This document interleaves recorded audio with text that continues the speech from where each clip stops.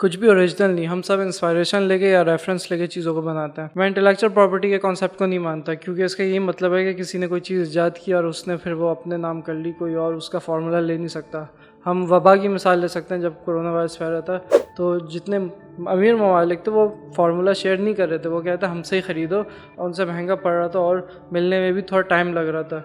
या फिर कॉपीराइट, किताब, सॉफ्टवेयर या वीडियो सिर्फ वही रिप्रोड्यूस कर सकता है जिसने बनाया हो और उसकी अथॉरिटी में हो। इसके बारे में मैंने क्लासिकल स्कॉलर्स और साइंटिस्ट में देखा तो उधर तो ये कॉन्सेप्ट मिलता ही नहीं है। जो इजाद होता था वो सबका होता था, वो आइडियाज़ हर तरफ फैलता था। अगर किसी किताब की कोई भर के कॉपीज़ निकाल के बांटे, इसमें कोई इशू नहीं होता था। हाँ, वो लोग घर को तो प्रॉपर्टी समझते थे, किसी सवारी को प्रॉपर्टी समझते थे, लेकिन कोई चीज़ जो किसी आइडिया से बनी हो, उसकी इनफाइनाइट कॉपीज़ निकल सकती हो, वो प्रॉपर्टी नहीं होती थी। मैं ये नहीं कह रहा कि ऑनलाइन कोर्सेज सेल करना या फिर क्रिएटिव एसेट्स सेल करना गलत है। मैं सिर्फ ये कह रहा हूँ किसी ने कोई चीज़ ख़रीद ली तो अब वो उसकी प्रॉपर्टी है, वो उसकी कॉपीज़ निकाल के बांटे, जो चाहे वो कर सकते हैं उस प्रोडक्ट का जो उसने ख़रीदा है। मैं ट्रेडमार्क की बात नहीं कर रहा, यानी कोई मेरी चीज़ अपने नाम से नहीं डाल सकता, ये तो झूठ हो जाएगा। मैं सिर्फ ये कह रहा हूँ कि कोई प्रॉपर्टी जो मेरी है, जो डिजिटल एसेट्स मैंने बनाए, या कोई ऐसी चीज़ जो मैं ऑनलाइन पब्लिकली पोस्ट कर रहा हूँ, उस खाने की रेसिपी का फार्मूला लीक हो जाता है या फिर वो किताब कोई निकाल के कॉपी करके बांट देता है, या कोई मेरा बनाया हुआ सॉफ्टवेयर मुझसे ख़रीद के अपने दोस्तों को दे देता है, तो वो उसकी प्रॉपर्टी है। ये पता होना चाहिए कि कॉपी लेफ्ट मूवमेंट पूरी चली थी, किस तरह